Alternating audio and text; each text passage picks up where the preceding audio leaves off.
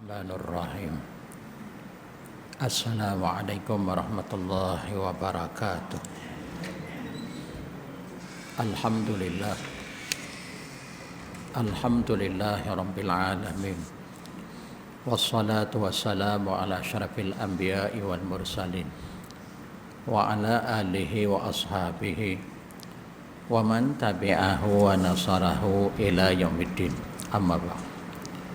Yang dihormati lagi dikasihi saudara pengurusi, Tuan Imam, saudara yang menganjurkan pengajian kita pada pagi yang berbahagia ini, ahli-ahli jawatan kuasa, seterusnya muslimin, muslimat, hadirin, hadirat, tuan-tuan dan puan-puan, para jemaah, anak-anak yang dikasihi sekalian. Syukur alhamdulillah kita masih lagi berada di permukaan bumi Allah. Mudah-mudahan kehidupan kita sentiasa mendapat keampunan, rahman, kasih sayang dan redha Allah. Baik, kita masih lagi membicarakan kitab azab dan nikmat kubur. Kita sampai kepada bab bumi tidak akan memakan jasad para nabi. Ya, bumi tidak akan memakan jasad para nabi. Rasulullah sallallahu alaihi wasallam bersabda, "Inna min afdali ayyamikum yaumal jum'ah. Fihi khuliqa Adamu alaihi salam wa fihi qubida wa fihi nafkhatu wa fihi sa'qatu. Fa akthiru alayya minas shalah fa inna salatakum ma'rudatun alayya." Qalu ya Rasulullah, wa kaifa tu'radu salatuna alaik wa qad aramta ay yaquluna qad balita. Qal innallaha azza wa jalla qad harrama 'alal ardi an ta'kula ajsadal anbiya.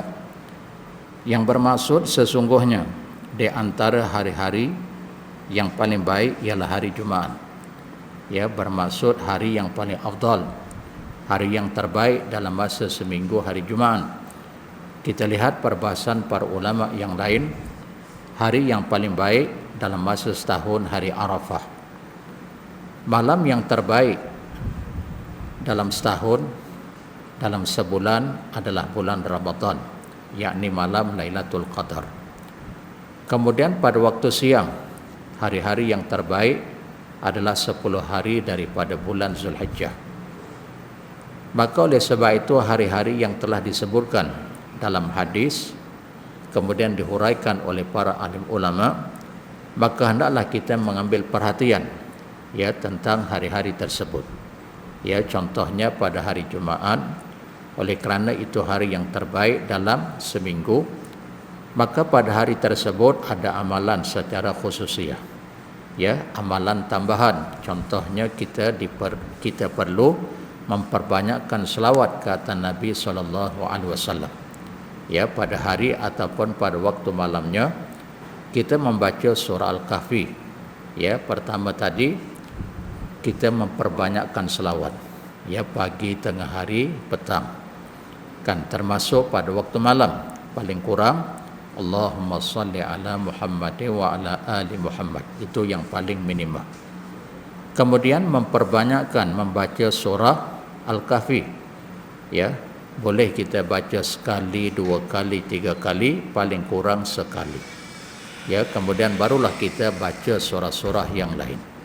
Mungkin di kalangan kita orang Melayu yang popular pada hari Jumaat kita baca surah Yasin. Ya, tidak menjadi kesalahan. Kita boleh baca surah Yasin, tetapi yang lebih afdal, yang lebih aula, kita dahulukan apa yang diajar oleh Nabi. Ya, kita baca dulu surah Al-Kahfi. Mungkin kalau sekali rab kita tak berkemampuan, kita boleh berdikit-dikit. Ya, contohnya Khamis malam Jumaat kita baca surah Al-Kahfi sebanyak 30 ayat. Katalah contoh, mungkin surah Al-Kahfi ini dia panjang. Ya, kalau surah Yasin ini dia pendek. Ya, ayatnya pendek-pendek. Kemudian bilangan ayatnya sebanyak 83 ayat. Kan kalau Al-Kahfi ini dia panjang-panjang. Bilangan ayatnya sebanyak 110 ayat. Ya. Mungkin lepas maghrib kita baca 30 ayat. Nanti lepas solat Isya kita baca lagi 30 ayat. Besok hari Jumaat lepas subuh kita baca lagi 30 ayat. Kan dah 90 ayat.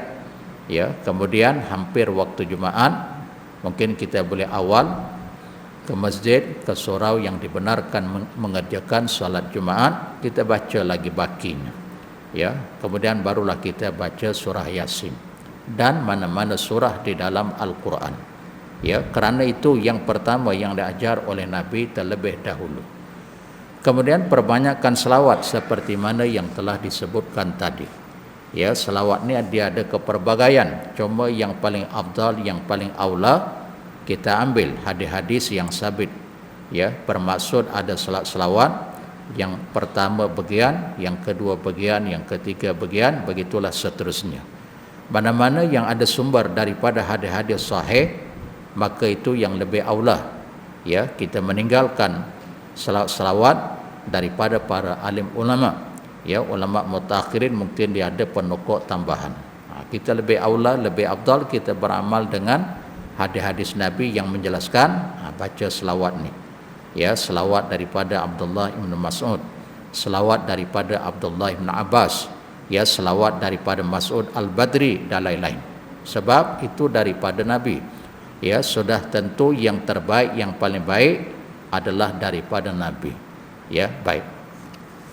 Kemudian pada hari itu kata dek Nabi, Adam diciptakan. Kita membicarakan hadis tentang kelebihan hari Jumaat.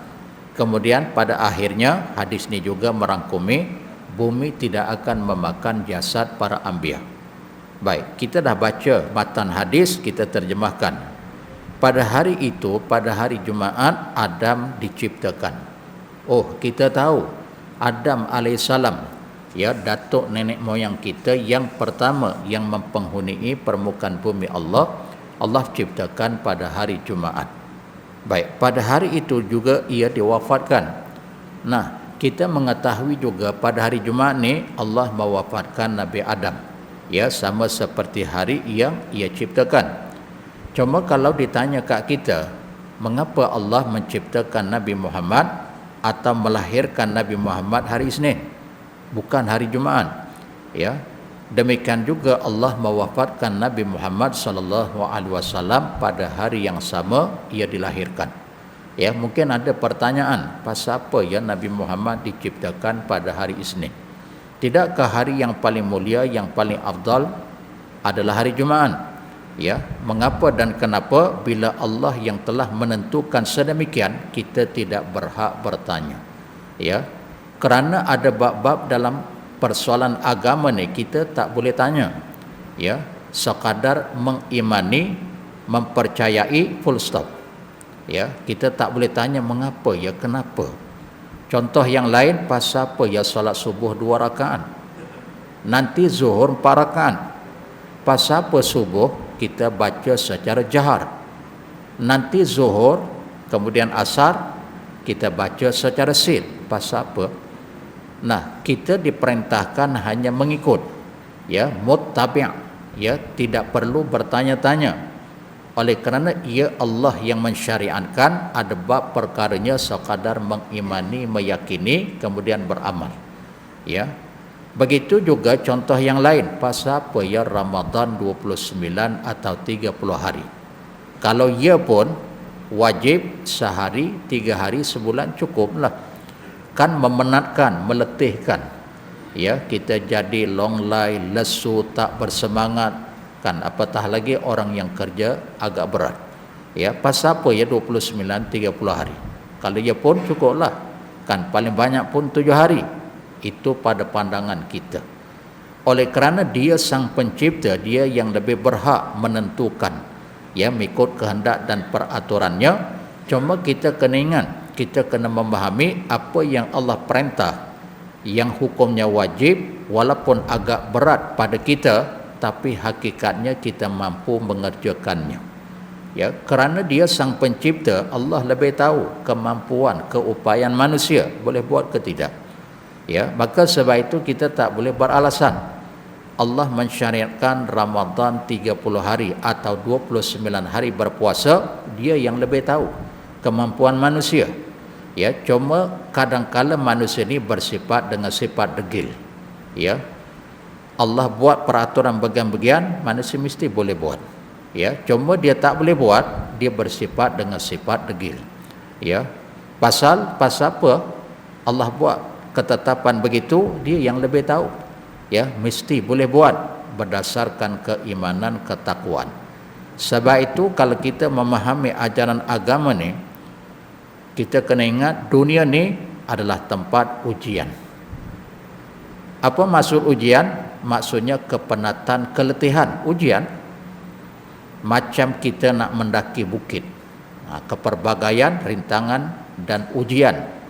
Tapi matlamat kita nak sampai ke muncak, mau tak mau kita kena redah.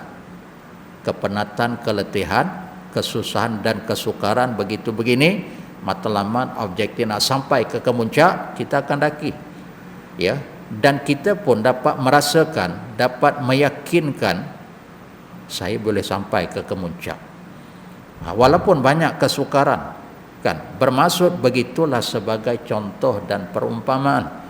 Allah yang lebih tahu kerana dia sang pencipta. Mana yang baik, mana yang buruk, mana yang mampu atau tidak, semua dibuat peraturan. Ya, sebab itu Allah datangkan Nabi Muhammad sallallahu alaihi wasallam di kalangan manusia, bukan di kalangan jin ataupun malaikat. Maka sebab itu kita tidak boleh beralasan, kan? Baik. Pada hari tersebut itu ditiup sangkakala. Ya, oh kita tahu hari Jumaat ni maka dunia akan dihancurkan. Allah perintah malaikat Israfil akan meniup sangkakala. Dan pada hari itu pula semua makhluk hidup akan mati. Ya, semua makhluk, sama ada dia ni pembesarkah, orang biasa, kaya, miskin, siapa pun di kalangan dia, siapa pun title, ya, siapa pun dia, yakni manusia, habis semua akan binasa. Kerana itu perbanyakkanlah olehmu membaca selawat kepadaku. Maka akhirnya Nabi memerintahkan, ya, menyarankan baca selawat, bahkan perbanyakkan kepadaku. Ya, bacaan-bacaan selawat, kerana bacaan selawat kamu sekalian akan disampaikan kepadaku. Ya, dimanapun kita berada di permukaan bumi Allah, utara, selatan, timur, barat, walaupun Nabi wafat di Madinatul Munawwarah, ya, dikebumikan dalam Masjid Nabawi, ya, walaupun Nabi jauh berada di tempat orang yang berselawat ni, maka Nabi membuat pengisytiharan, kan, berdasarkan kepada wahyu Allah, siapapun kamu yang berselawat ke atas diriku, maka bila dia berselawat, Allah menyampaikan selawatnya kepadaku. Ya, maka oleh sebab itu fakthiru alayya, perbanyakkan. Ya, tak semestinya hari Jumaat, cuma hari Jumaat ni lebih daripada hari yang lain. Ya, selain pada hari Jumaat pun kita berselawat, cuma hari Jumaat diperbanyakkan. Baik, kemudian para sahabat bertanya kepada Nabi, wahai Rasulullah, bagaimana selawat kami akan disampaikan kepadamu? Ya, sedangkan jasad engkau telah hancur. Maka Rasulullah sallallahu alaihi wasallam menjawab, sesungguhnya Allah melarang menegah bumi untuk memakan jasad para nabi. Ya, jadi Nabi jawab, Allah mengharamkan, innallaha harrama 'alal ardi, mengharamkan.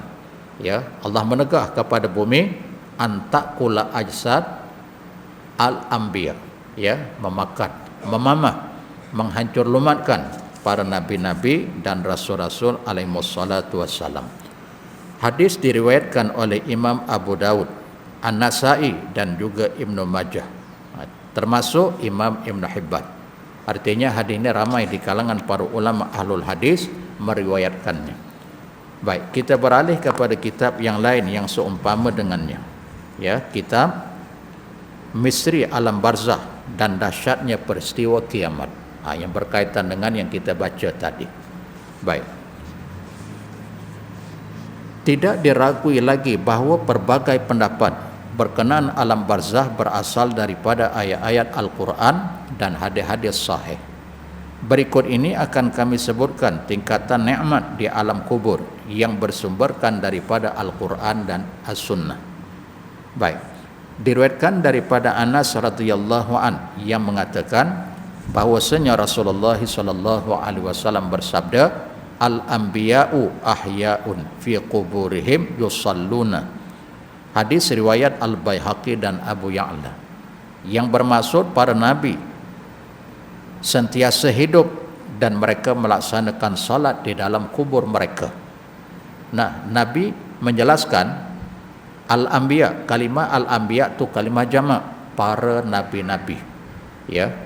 Nabi-nabi ini kata dik Nabi ahya'un, mereka hidup. Bagaimana mereka hidup di alam barzah? Bukan sekadar hidup fi quburihim wa yusalluna, bahkan mereka salat. Ada ketikanya persoalan ghaibiyat tidak boleh dipikirkan dengan akal pemikiran. Cukup sekadar meyakini, mengimani secara totally 100%. Ya, ada ketikanya perkara gaib akal boleh membuktikan akan kewujudannya. Gaib, tapi akal boleh mengiyakan akan kewujudannya. Contohnya, katalah ada di kalangan orang kafir, non-muslim. Dia tanya kat kita, contoh, kamu yakin tak agama Islam, agama yang kamu anuti, ada Tuhan? Kamu yakin tak, percaya tak Tuhan kamu wujud?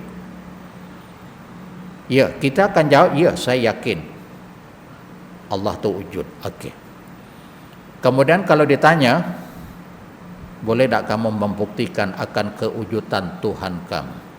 Katalah non-muslim ditanya kat kita, kita jangan angin, jangan kita marah dia. You kapi apa you tahu? Kita jangan marah dia. Kan, sama ada pertanyaan tu benar, dia nak menguji kita atau nak mencari kebenaran, itu soal lain.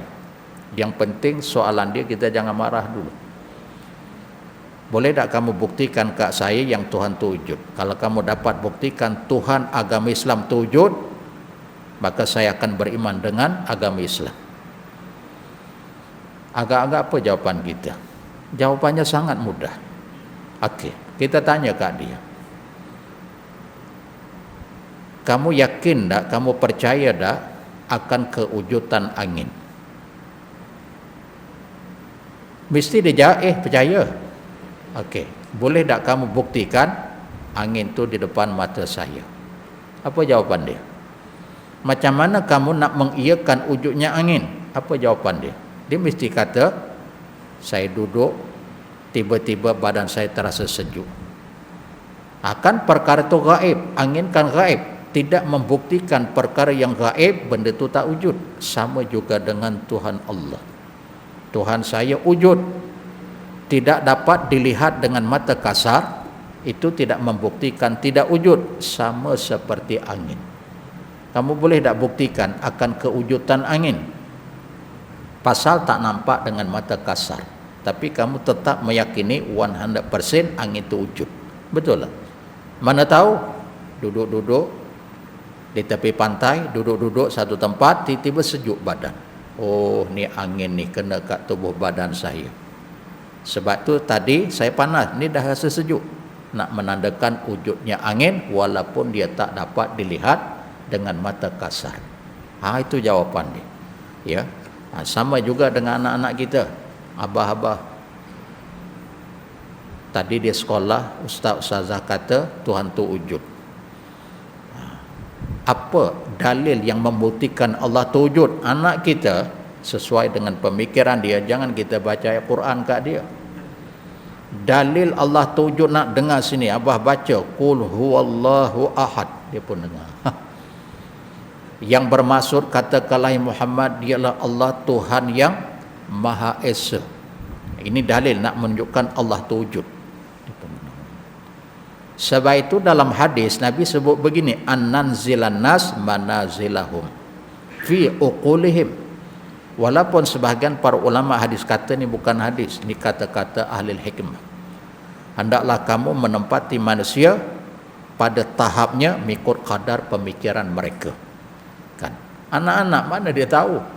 Lainlah kita yang dah dewasa, kan bolehlah kita hujah dengan ayat Qurannya ni dalil membuktikan, menunjukkan akan kewujudan keberadaan Allah. Hadis-hadisnya bagian-bagian bolehlah kita baca, kan. Tapi anak-anak tenganga dia, melopong dia, kan. Dia sekadar ya, tapi dia pun tak faham, kan. Bukanlah macam kita bila dihuraikan, dibahas, jangan sekadar tenganga, kena mengambil perhatian, kan. Baik, kita teruskan dulu. Kehidupan alam barzah telah diketahui kewujudannya, tetapi bentuk dan caranya tidak ada yang mengetahui. Siapapun di kalangan makhluk yang berada di permukaan bumi Allah ni tak mengetahui hakikat yang sebenarnya. Bila Nabi sebut nabi-nabi di kubur mereka adalah hidup, kita jangan menggambarkan hidup macam hidup di dunia. Kita hidup di dunia perlu makan minum, perlu berpakaian, perlu berharta, perlu bagian-bagian. Apakah hidup di alam kubur sama macam kehidupan dunia? Jawapannya tak sama. Ya. Perkataan tu sebutannya sama tapi pemahamannya berlainan. Sama tapi tak serupa. Sama seperti kita kata si Ahmad melihat, si Fatimah mendengar. Allah Maha melihat, Allah juga Maha mendengar. Akan kalimat itu sama. Allah melihat, Muhammad melihat, Allah mendengar, Fatimah mendengar, kan sama melihat, mendengar. Ya, sama dari sudut sebutan tapi berlainan dari sudut hakikat. Melihat Allah dengan melihat makhluk sangat berbeza. Kita melihat terbatas, ada keterbatasan. Ya, begitu juga mendengar dan sifat-sifat yang lain. Adapun penglihatan Allah tidak ada keterbatasan, begitu juga pendengaran Allah. Kan sama tapi berlainan dari sudut huraian. Begitu juga para nabi hidup di alam barzah.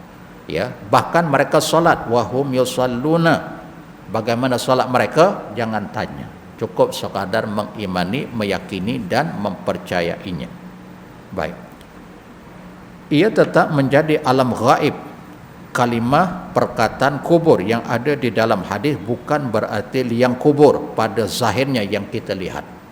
Kan kalau kita tengok ke kubur, kita tengok, oh mayat ni, jenazah ni masuk alam kubur sangat sempit, kita pun kambus dengan tanah.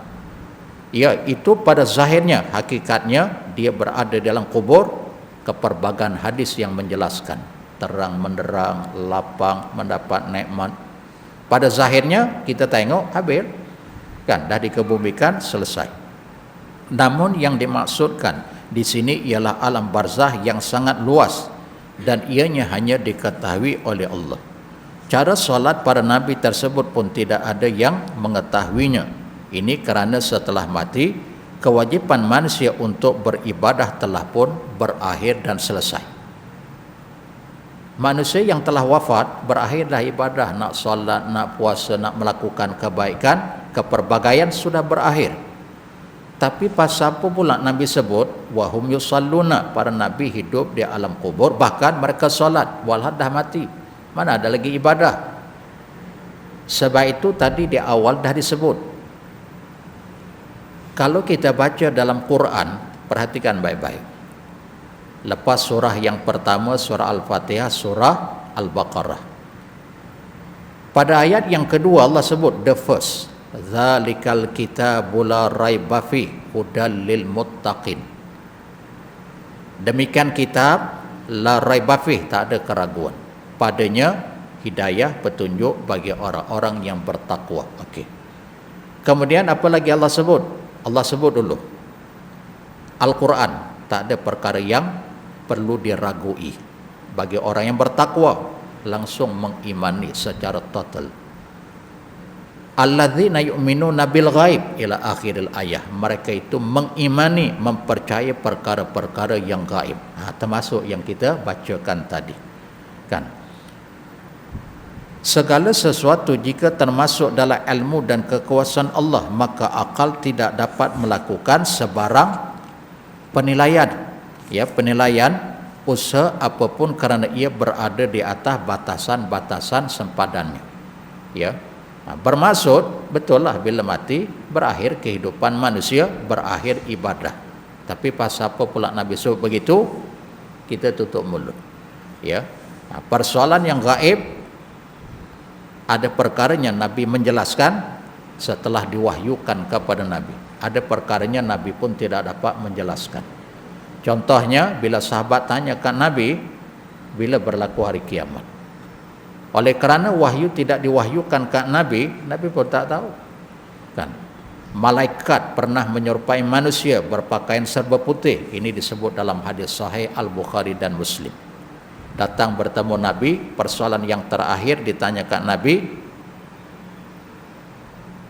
bilakah berlaku hari kiamat? Kan ditanyakan Nabi, bila berlaku hari kiamat? Langsung Nabi jawab, Nabi ini amanah, ya, jujur dan benar. Mal mas'ul bi'a'lama minas sa'il. Tidaklah yang ditanya lebih tahu daripada yang bertanya. Maksudnya Nabi dah tahu yang datang ni manusia pada zahirnya, tapi hakikatnya malaikat menyerupai manusia. Datang bertemu kat Nabi, bertanya kat Nabi. Kebetulan ketika itu ramai di kalangan para sahabat yang hadir dalam majlis ilmu Nabi. Jadi tak saya langsung Nabi jawab, mengajar kepada para sahabat. Persoalan bila berlaku hari kiamat, aku Nabi dah jawab, kamu yang dengar ni jangan lagi tanya. Begitulah sikap seorang mukmin. Kan Nabi dah jawab, taklah yang bertanya lebih tahu daripada yang ditanya.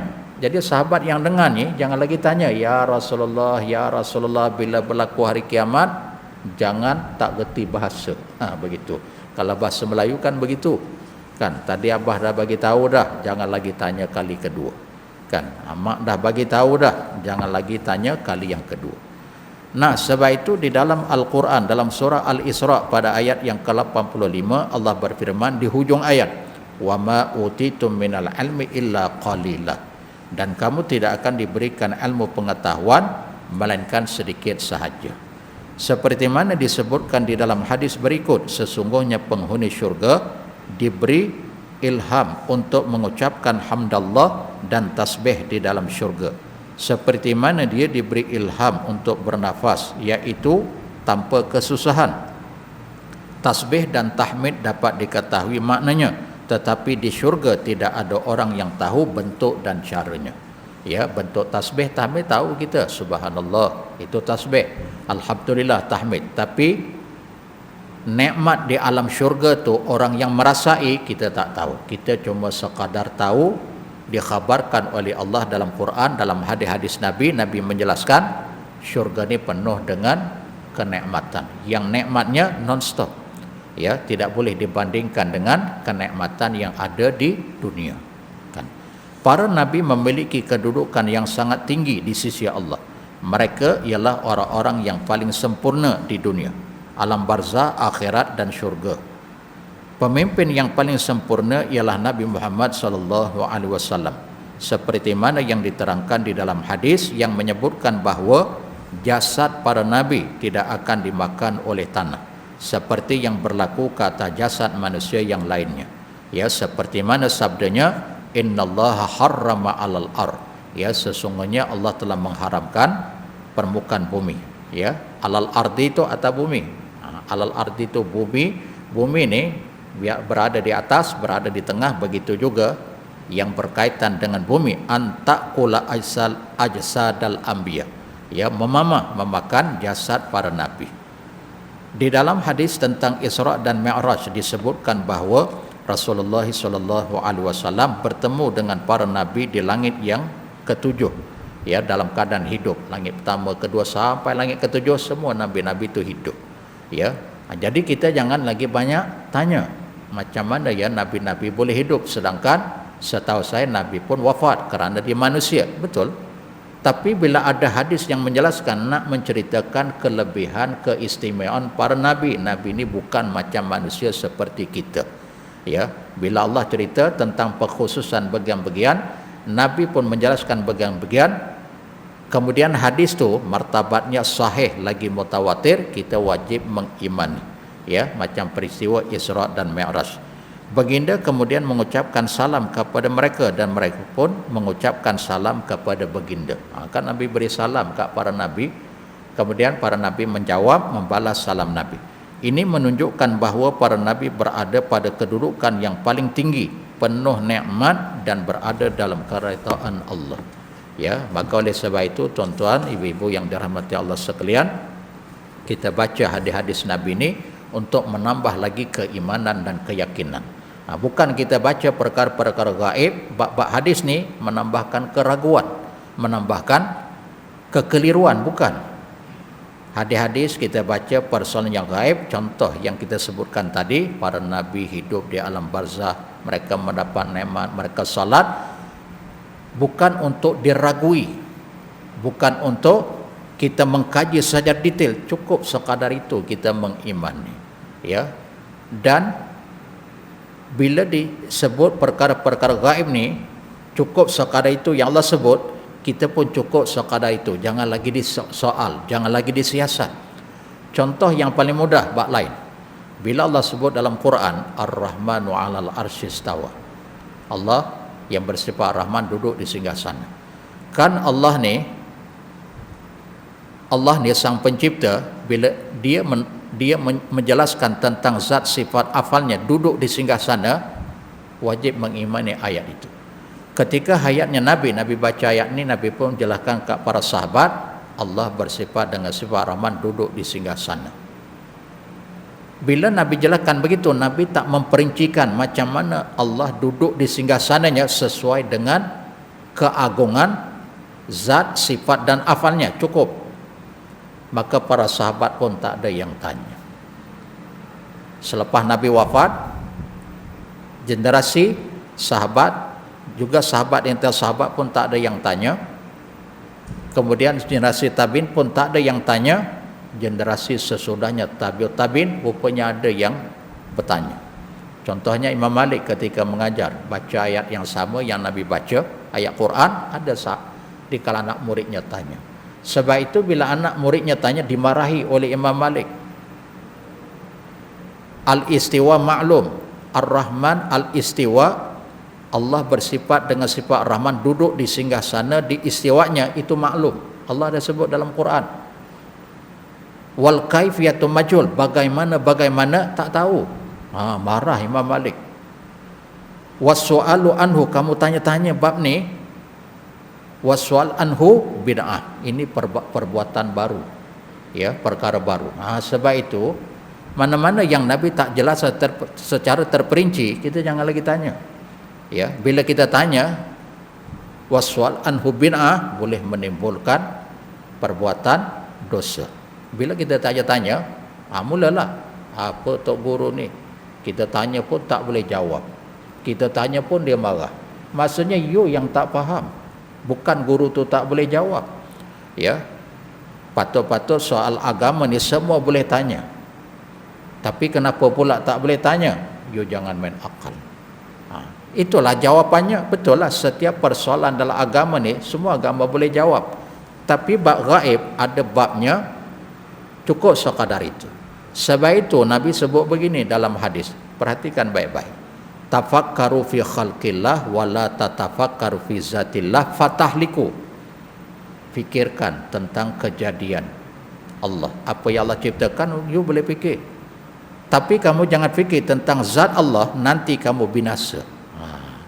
Pasal Allah tak suruh kaji tentang zat dia, cukup sekadar mengimani dia, apa yang dia sebut dalam Quran. Kemudian apa yang Allah ciptakan kamu boleh fikir, tapi tentang Allah kamu jangan fikir. Kalau fikir, fatahliku, kamu akan binasa. Wallahu a'lam. InsyaAllah kita sambung kuliah kita di masa yang akan datang. Ya, mudah-mudahan sedikit sebanyak yang kita sampaikan menambahkan ilmu keimanan dan ketakwaan. Yang baik kita amalkan, yang tidak baik kita istighfar. Aqulu qawli hadza wa astaghfirullah. Wabillahi taufiq wal hidayah. Wassalamualaikum warahmatullahi wabarakatuh.